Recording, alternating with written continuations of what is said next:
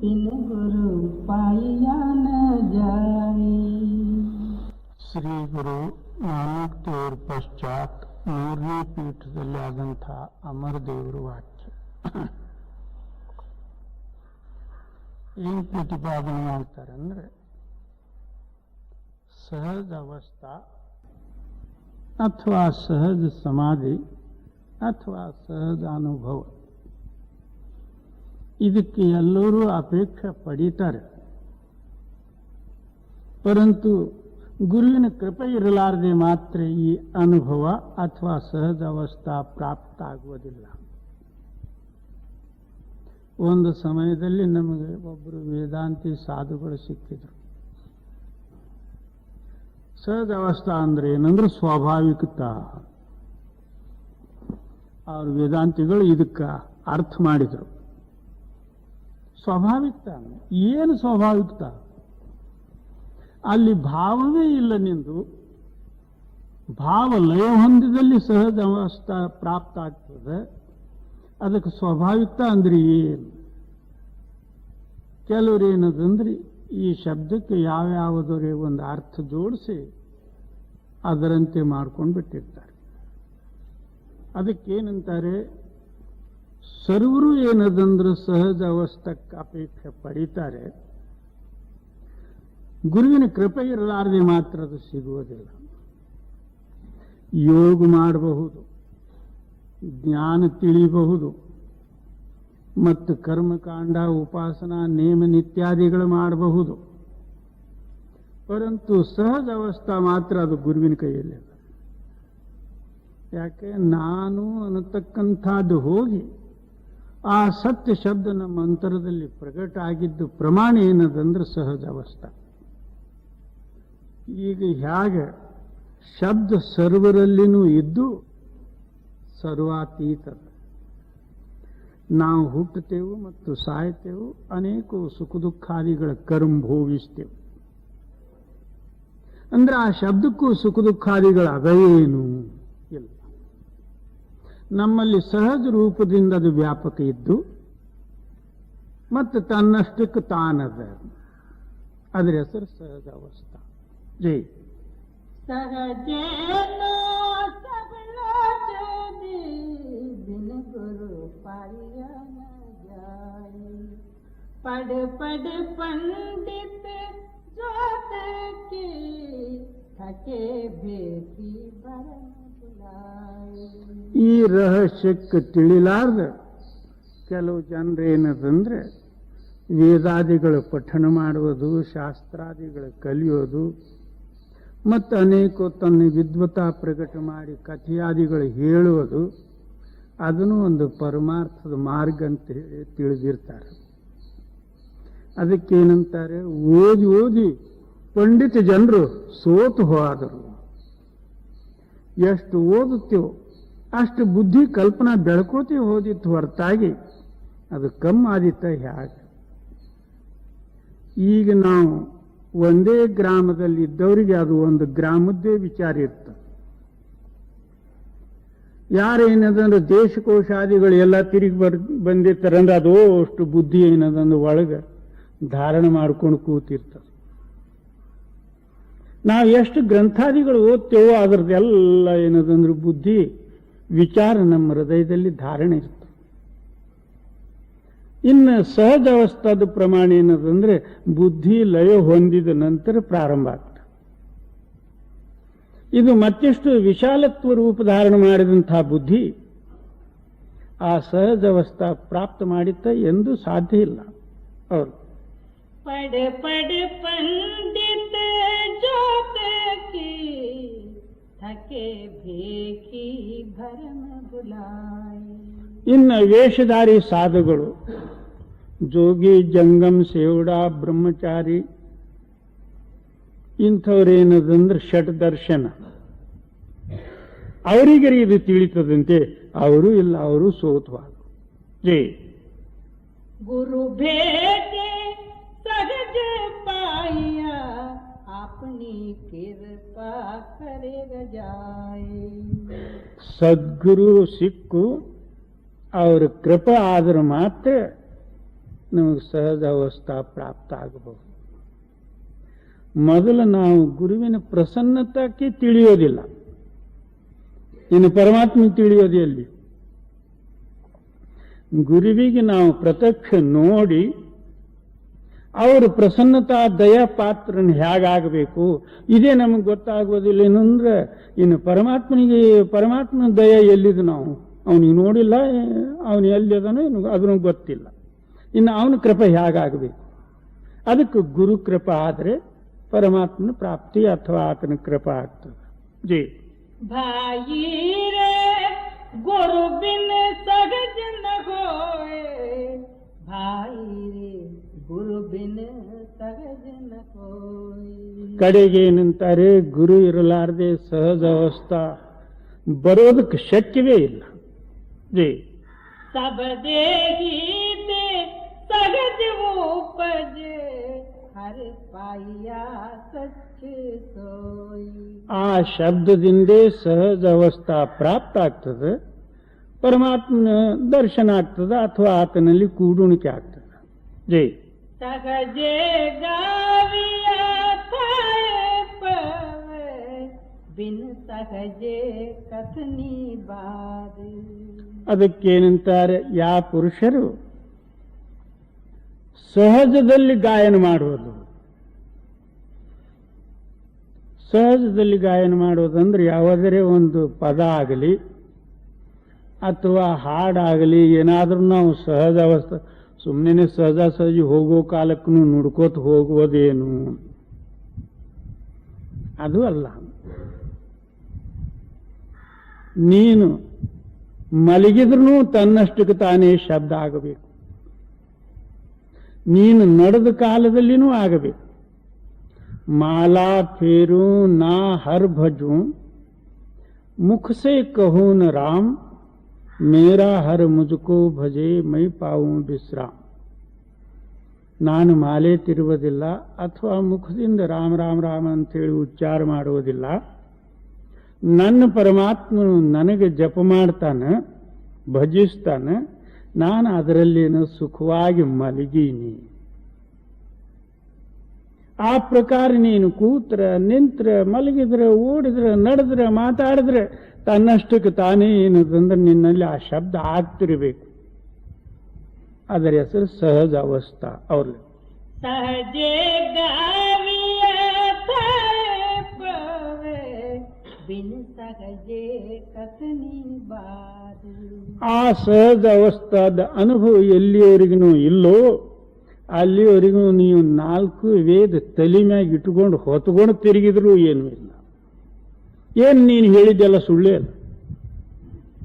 ನಿನ್ನ ಚಿತ್ತ ಆ ಸತ್ಯಕ್ಕೆ ಸ್ಪರ್ಶ ಇದ್ರೆ ನೀನು ಹೇಳಿದ್ದು ನಿಜ. ಎಲ್ಲಿವರೆಗೂ ಆ ಸತ್ಯಕ್ಕೆ ಸ್ಪರ್ಶ ಇಲ್ಲ, ಆ ಶಬ್ದಕ್ಕೆ ಸ್ಪರ್ಶ ಇಲ್ಲ, ಅಲ್ಲಿವರೆಗೂ ಏನು ಹೇಳೋದು?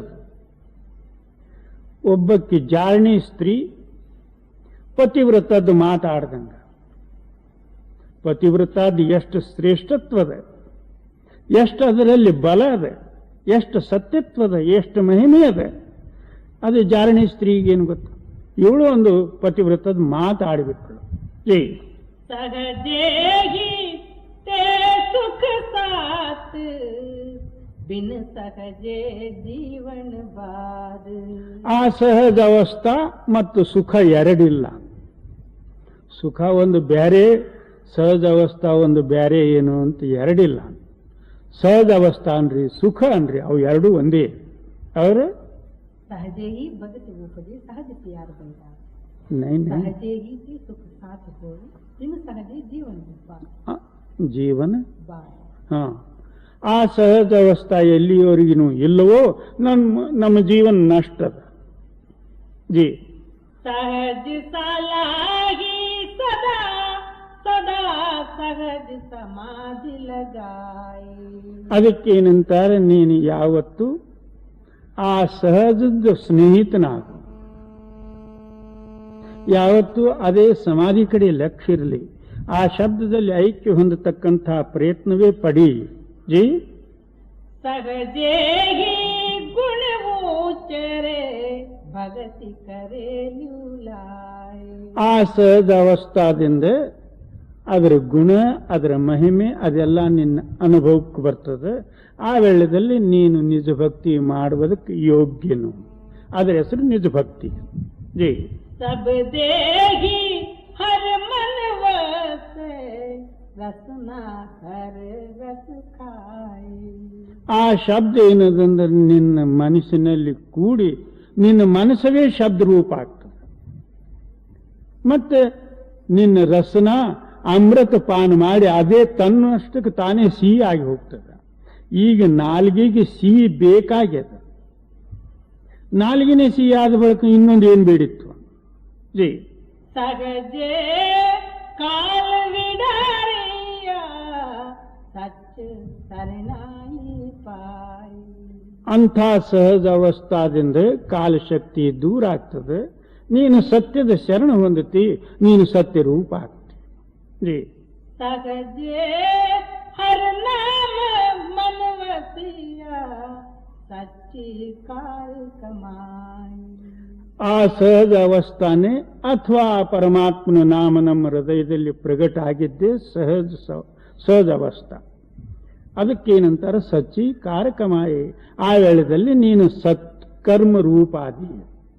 ಈಗ ನಾವು ಮಾಡ್ತಕ್ಕಂಥದ್ದು ಕರ್ಮ ಕಲ್ಪನಾದಿಂದ ಕೂಡಿದ್ದು. ಯಾವದರೆ ನಮ್ಮ ಹೃದಯದಲ್ಲಿ ಒಂದು ಕಲ್ಪನಾ ಹೇಳುವುದು, ಆ ಕಲ್ಪನಾದಲ್ಲಿ ಬುದ್ಧಿ ಪ್ರೇರಣೆ ಆಗುವುದು, ಆ ಬುದ್ಧಿದಿಂದ ನಾವು ಕ್ರಿಯೆ ಮಾಡುವುದು. ಜೈ ಸೇವಡಿ ಭಾಗಿ ದಿನಿ ಪಾಯ ಸಹಜೇ ರಹಿ ಕಮಾಯಿ.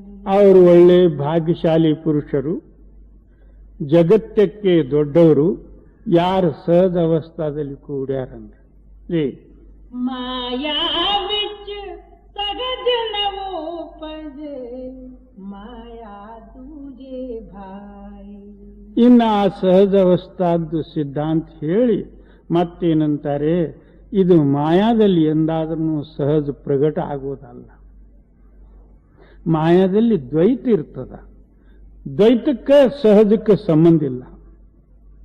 ಎಷ್ಟು ನಾವು ಸತ್ಕರ್ಮಾದಿಗಳು, ಶುದ್ಧ ಕರ್ಮಾದಿಗಳು, ಪುಣ್ಯ ಕರ್ಮಾದಿಗಳು ಮಾಡಿದರೂ ಸಹಿತ ಅದು ಮಾಯಾ ಸಹಿತವೇ ಕರ್ಮ, ಹೊರತಾಗಿ ಸಹಜ ಅವಸ್ಥದ ಕರ್ಮ ಅಲ್ಲ. ನಾವು ಬೇಕಾದ್ರೆ ಶುದ್ಧ ಕರ್ಮ ಮಾಡಲಿ ಅಂದ್ರೂ ಅದರಲ್ಲಿ ಏನದ? ನಮ್ಮ ಬುದ್ಧಿ ಅದ. ಹೌದು. ಮಾಯಾ ವಿಚ ಸಗಜ ನವೋಪಜ ಮಾಯಾ ದೂಜೆ ಭಾಯಿ. ಮನಮುಖ कर्म कमावणे हव में जले जलाई. ಅದಕ್ಕೇನಂತಾರೆ? ಮನಮುಖ ಪುರುಷರು ಈ ಸಹಜ ಮತ್ತು ಏಕತಾ ಅಥವಾ ಸತ್ಯನಾಮದ ಭಕ್ತಿ ರಹಸ್ಯ ತಿಳಿಲಾರ್ದೆ ಯಾವುದೇ ಒಂದು ಕರ್ಮ ಮಾಡ್ಕೋತ ಹೋಗ್ತಾರೆ. ಕರ್ಮದಲ್ಲಿ ಮಮಕಾರತ್ವ ಇದ್ದೇ ಇರ್ತದೆ. ಆದರೆ ಫಲ ಸುಖ ದುಃಖಾದಿಗಳು ಇವನಿಗೆ ಭೋಗಿಸಬೇಕೇ ಆಗ್ತದೆ. ಬೇಕಾದಂಥ ಪುಣ್ಯ ಕರ್ಮನೂ ಮಾಡಲಿ, ಏನದ ಅದ್ರಾಗ? ಇವನೆಲ್ಲರೂ ಹೊರಗಿಂದು ಅಥವಾ ಮ್ಯಾಗಿಂದು ತಂದು ಮಾಡಿದನ, ಇಲ್ಲಿದೆ ಸಾಮಗ್ರಿ ಇಲ್ಲಿದೆ ಮಾಡಿಬಿಟ್ಟ, ನಿಮಗೆ ಎಲ್ಲಿದೆ ತಾಂತನ್ನ ಹೇಗೆ? ಅದು ಮಾಯದ ಸಾಮಗ್ರಿ, ಮಾಯದ ಕರ್ಮಗಳಲ್ಲಿ ಈತನು ಕೂಡಿ ಮಾಡಿಬಿಟ್ಟು ಇಷ್ಟೇ. ಜೈ ಜಮ್ಮನ ಮರಣ ಚೋಕೈ ಫಿರ್ ಫಿರ್ ಆವೆ ಜಾಯಿ. ಅದಕ್ಕೇನಂತಾರೆ? ಇಂಥ ಪುರುಷರಿಗೆ ಜನ್ಮರಣಾದಿಗಳು ಎಂದು ತಪ್ಪುವುದಿಲ್ಲ. ಪುನರಪಿ ಜನನಂ ಪುನರಪಿ ಮರಣಂ. ಹುಟ್ಟುವುದು ಇತ್ಲಾಗಿಂದ ಸಾಯೋದು, ಅತ್ಲಾಗಿಂದ ಹುಟ್ಟುವುದು. ಇವನು ಎಲ್ಲಿ ಹೋಗಲಿಲ್ಲ, ಬರಲಿಲ್ಲ. ಜೈ ತ್ರಿಗುಣ ವಿಚ ಸಗಜನ ಪಾಯಿ ತ್ರೈಗುಣ ಭರಮ ಭುಲಾಯಿ. ಎಲ್ಲಿಯವರೆಗೂ ಈತನ ಆತ್ಮನು ತ್ರೈಗುಣ ಅಧೀನದನ, ಮೂರು ಗುಣದ ಅಧೀನದನು, ಅಲ್ಲಿವರೆಗೂ ಸಹಜ ಅವಸ್ಥಾ ಇಲ್ಲ. ರಜೋ ತಮೋ ಸತ್ವ. ಒಂದು ನಮ್ಮ ಹೃದಯದಲ್ಲಿ ಸಂಕಲ್ಪ ಹೇಳುವುದು, ನಾನು ಹೀಗೆ ಮಾಡಿದರೆ ಹೀಗೆ ಆಗ್ತಿತ್ತು, ಹೀಗೆ ಮಾಡಬೇಕಾಗಿತ್ತು, ಇಂಥದ್ದು ಮಾಡ್ತೀನಿ ಅನ್ನತಕ್ಕಂಥದ್ದು ಒಂದು ಸಂಕಲ್ಪ ಹೇಳೋದು. ಇದು ಮಾಡಿದರೆ ಇದು ಹೇಗೆ ಮಾಡಬೇಕು, ಮುಂದಿದ್ರ ಲಾಭ ಏನು ನಷ್ಟ ಏನು ಅನ್ನತಕ್ಕಂಥ ವಿಚಾರ ಮಾಡೋದು ಇದು ಸತ್ವಗುಣ. ಮೊದಲ ಸಂಕಲ್ಪ ಹೇಳುವುದು ರಜೋಗುಣ. ಮತ್ತದು ಕಾರ್ಯ ಆಗಿ ಆಗಲಿ ಅಥವಾ ಕಾರ್ಯ ಹೇತು ನಷ್ಟ ಆಗಲಿ, ಅದರ ಹೆಸರು ಏನದಂದ್ರೆ ತಮೋ ಗುಣ. ಈ ಮೂರು ಗುಣದಲ್ಲಿ ನಮ್ಮ ಆತ್ಮನೇನದಂದ್ರೆ ಈಗ ಅದು ಗುಣರೂಪ ಆಗಿಬಿಟ್ಟ. ಎಲ್ಲಿಯವರೆಗೂ ಇದೇ ಮೂರು ಗುಣದಲ್ಲೇ ನಿಂತು ನಾವು ವಿಚಾರ ಮಾಡ್ತೇವೆ ಅಂದ್ರೆ ಆ ಚೇತನ ಶಕ್ತಿ ಅಥವಾ ಆತ್ಮನ ಅನುಭವ ಎಂದೂ ಸಿದ್ಧ ಆಗಲಾರದು. ಯಾಕೆ? ಮೂರು ಗುಣದ ಪೈಕಿ ಕೆಲವರಲ್ಲಿ ಸತೋಗುಣ ವಿಶೇಷ ಇರ್ತದೆ, ರಜೋತ್ತಮವಾದಿಗಳು ಕಮ್ಮಿ ಇರ್ತಾವೆ. ಅದರದಿಂದ ಜಗತ್ತದಲ್ಲಿ ನಮಗೇನಂತಾರೆ, ಆ ಮನುಷ್ಯರು ಬಹಳ ಒಳ್ಳೆಯವರು, ಸಾತ್ವಿಕರು ಅಂತ. ಕೆಲವರಲ್ಲಿ ತಮೋಗುಣ ಹೆಚ್ಚಿಗಿರ್ತದೆ ಮತ್ತು ರಜೋ ಮತ್ತು ಸತ್ವಗುಣ ಕಮ್ಮಿ ಇರ್ತದೆ. ಅವರೇ ಸುಳ್ಳ, ಠಕ್ಕ, ಮೋಸ, ಕಳ್ಳ, ಜಾರ, ಯಾರ, ಅಹೋರಾತ್ರ ಸೋಮಾರಿತನ, ನಿದ್ರಿ ಇವೇನದಂದ್ರೆ ತಮೋಗುಣದ್ದು ಅಂಗಗಳು. ಕೆಲವರಲ್ಲಿ ಏನದಂದ್ರೆ ತಮೋಗುಣ ಹೆಚ್ಚಿಗಿದ್ದು ಸತೋ ರಜ ಕಮ್ಮಿ ಇರ್ತದೆ. ಕೆಲವರಲ್ಲಿ ಸತೋಗುಣ ಹೆಚ್ಚಿಗಿದ್ದು ತಮೋ ರಜ ಕಮ್ಮಿ ಇರ್ತದೆ. ಕೆಲವರಲ್ಲಿ ಏನದಂದ್ರೆ ರಜೋಗುಣ ಹೆಚ್ಚಿಗಿದ್ದು ಅಲ್ಲಿ ತಮೋ ಮತ್ತು ಸತ್ವ ಕಮ್ಮಿ ಇರ್ತದೆ. ಅದರದಿಂದ ಒಳ್ಳೊಳ್ಳೆ ಕಾರ್ಯಾದಿಗಳು ಅಂಥದ್ದಿಂಥದ್ದು ಜಗತ್ತದಲ್ಲಿ ಒಳ್ಳೆ ಬುದ್ಧಿಶಾಲಿ ಅನಿಸಿಕೊಳ್ಳೋದು ಏನೇನೋ ಆಗ್ತಾವ. ಈ ಮೂರು ಗುಣದಲ್ಲಿ ವ್ಯಾಪಕವಾದಂಥ ಆತ್ಮನು ಆ ಮೂರು ಗುಣರೂಪ ಆಗಿಬಿಟ್ಟ. ಅದಕ್ಕೇನಂತಾರೆ, ಎಲ್ಲಿಯವರೆಗೂ ಮೂರು ಗುಣದಲ್ಲಿ ನಿನ್ನ ಆತ್ಮನದಾನು ಅಲ್ಲಿಯವರೆಗೂ ಸಹಜ ಅವಸ್ಥಾ ಸಿಕ್ಕಿದ್ದಲ್ಲ ಅವ್ರಿಗೆ. ತ್ರಿಗುಣ ಬಿಚ್ಚ ಸಹಜ ನ ಪಾಯಿ ತ್ರೈಗುಣ ಭರಮ ಭುಲಾಯಿ. ಅವು ಮೂರು ಗುಣ ಏನದ ಅಂದ್ರೆ ನಿನಗೆ ಭ್ರಮದಲ್ಲಿ ಮರೆವು ಹಾಕ್ತಕ್ಕಂಥವು. ಆ ಮೂರು ಗುಣ ವಶಾತವಾಗಿ ದೊಡ್ಡ ದೊಡ್ಡ ಕಾರ್ಯ ಮಾಡಿದ ಕೂಡ್ಲೇನೆ ನೀನು ಒಂದು ಭಕ್ತನಾಗಿ ಕೂತಿ ಅಲ್ಲದು.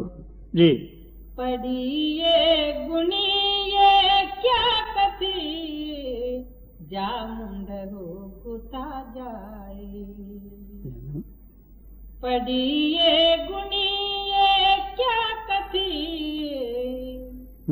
ಮುಡ್ಡು ಜಾ ಮುಡ್ಡು ಗುತಾ ಜಾಯಿ.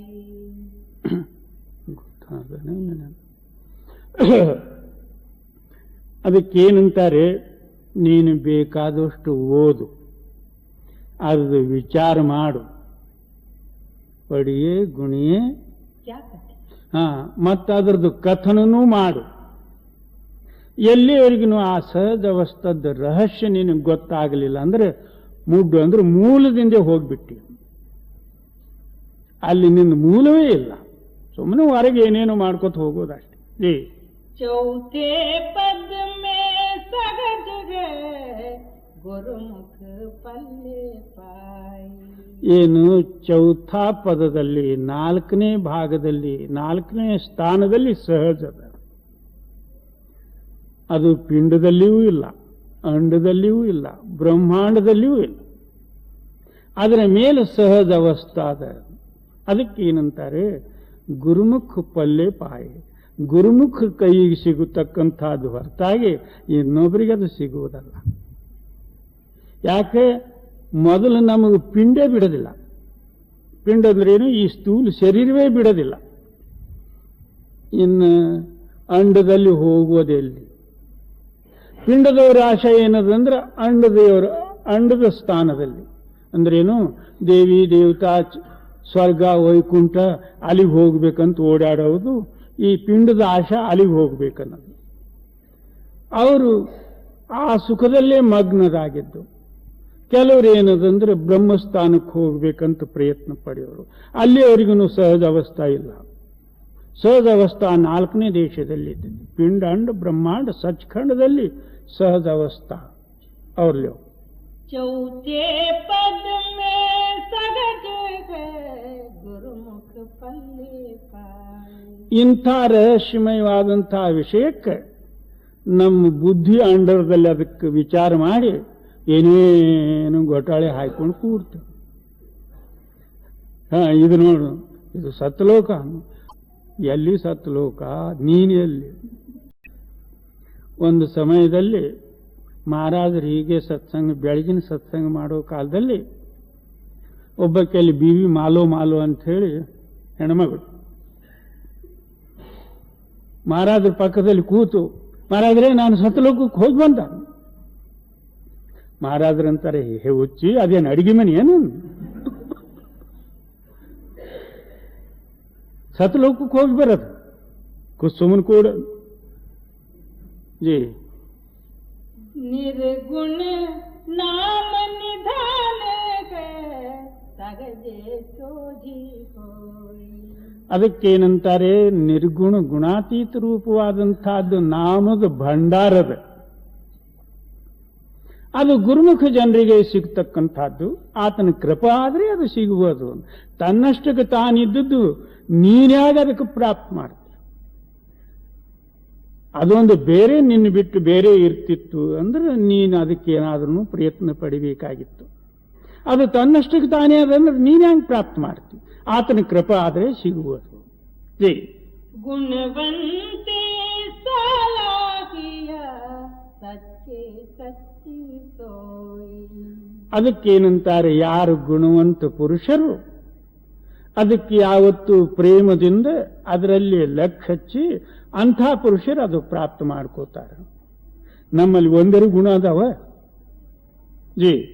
ಭೂಲಿಯಾ ಸಗಜ ಮಿಲಾಯಿಸಿ ಸಬದ ಮಿಲಾವಾ ಹೋಯಿ. ಅದಕ್ಕೇನು ಅವ್ರು ಭೂಲಿಯಾ ಸಗಜ ಮಿಲಾಯಿಸಿ ಸಬದ ಮಿಲಾವಾ ಹೋಯಿ.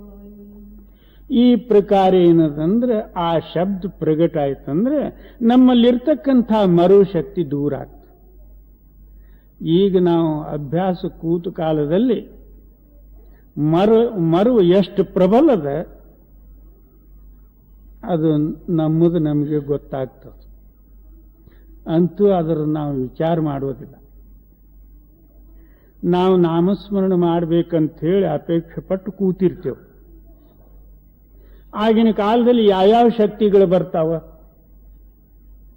ಅಂದ್ರೆ ನಮ್ಮಲ್ಲಿ ಎಷ್ಟು ಮರು ಅದ ಅನ್ನತಕ್ಕಂಥದ್ದು ಪ್ರಮಾಣ ನಮ್ಮ ಎದುರೇ ಅದ.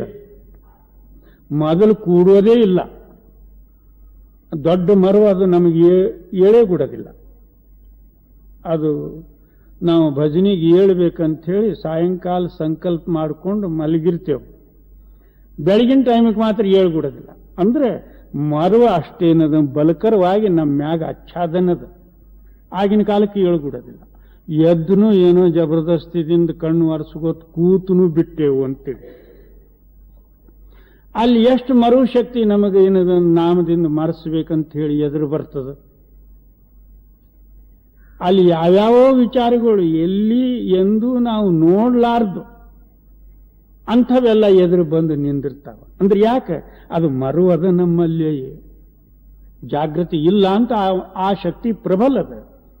ಈತನ ನಾಮಸ್ಮರಣೆ ಭಜನೆ ಏನದಂದ್ರೆ ಇನ್ನ ಪಾಸಂಗಕ್ಕೂ ಇಲ್ಲ. ಅದಕ್ಕೆ ಆ ಮರು ಶಕ್ತಿ ಬಂದ್ಬಿಡ್ತು ಅವ್ರಲ್ಲಿ. ಭೂಲಿಯಾ ಸಕಜ ಮಿಲಾಯಸಿ ಸಬದ ಮಿಲಾವಾ ಹೋಯಿ. ಬಿನ್ ಸಗಜೆ ಸಬ ಅಂಧ ಮಾಯಾ ಮೋಹ ಗುಬಾರಿ. ಅದಕ್ಕೇನಂತಾರೆ, ಎಲ್ಲಿವರೆಗೂ ಆ ಸಹಜ ಅವಸ್ಥಾ ಇಲ್ಲವೋ ಅಲ್ಲಿವರೆಗೂ ಕುರುಡು ನೀತನು. ಮಾಯಾ ಮೋಹ ಗುಬಾರ, ಮಾಯಾ ರೂಪವಾದಂತಹ ಮೋಹ ಶಕ್ತಿ ಇವನಲ್ಲಿ ಘೋರ ಅಂಧಕಾರ ತುಂಬಿಬಿಟ್ಟದ. ಜೇ ಸಹಜೇ ಹಿ ಸೋಜಿ ಪೈ ಸಚ್ಚೆ ಸಬದಿಗ ಪಾರಿ. ಅದಕ್ಕೇನಂತಾರೆ, ಆ ಸಹಜ ಅವಸ್ಥಾದಿಂದ ನಿನ್ನ ಅಂತರದಲ್ಲಿ ಸಹಜ ಅವಸ್ಥಾ ಪ್ರಗಟ ಆಗುವುದರಿಂದ ನಿನ್ನ ಚಿತ್ತ ಸತ್ಯ ಶಬ್ದದಲ್ಲಿ ಕೂಡಿ ಈ ದುಃಖ ಮತ್ತು ಮೋಹಾದಿಗಳು ದೂರ ಆಗ್ತಾವೆ. ಸಹಜದ ವಿನ ಮೋಹಕ್ಕೆ ಯಾರು ಕಳೆದಾರು?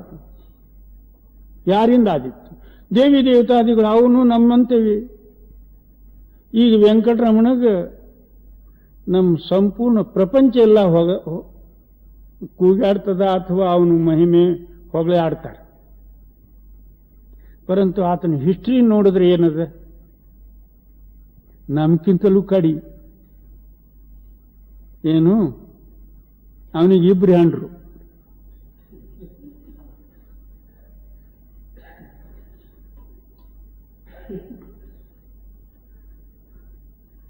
ಅದು ಮೊದಲನೇ ಒಬ್ಬ ಹೆಂಡತಿ ಲಕ್ಷ್ಮಿ ಇರ್ತಿರ್ಲಿಕ್ಕಾಗಿನೂ ಇಲ್ಲಿ ಬಂದು ಒಂದು ಪದ್ಮಾವತಿಗೆ ಮಾಡ್ಕೊಂಡು ಬಿಟ್ಟ. ನಾರದನ್ ಹೋಗಿ ಅಲ್ಲಿ ಹೇಳ್ದ, ನೋಡ ಅಲ್ಲಿ ಹೋಗಿ ಏನ್ ನಡ್ಸನ್ ಕಾಯಕ ಅಂತ. ಆವಾಗ ಲಕ್ಷ್ಮಿ ಬಂದಳು. ಬಂದು ಇಬ್ಬರದು ಜಗಳ ನಡೀತು. ಆ ಇಬ್ಬರು ಹೆಂಡ್ರ ಕಾಟ ತಾಳಾರ್ದ ಕಲ್ಲಾಗಿ ಹೋಗಿ ನಿಂತು ಬಿಟ್ಟ. ಇನ್ನ ನಾವು ಗುಣ ಅಂತೇವು, ಎರಡಿದ್ರು ಒದ್ದು ಅದಕ್ಕೆ ಸರಿಪಡಿಸ್ತೇವೆ. ಅವನಿಂದ ಅದನ್ನೂ ಆಗ್ಲಿಲ್ಲ.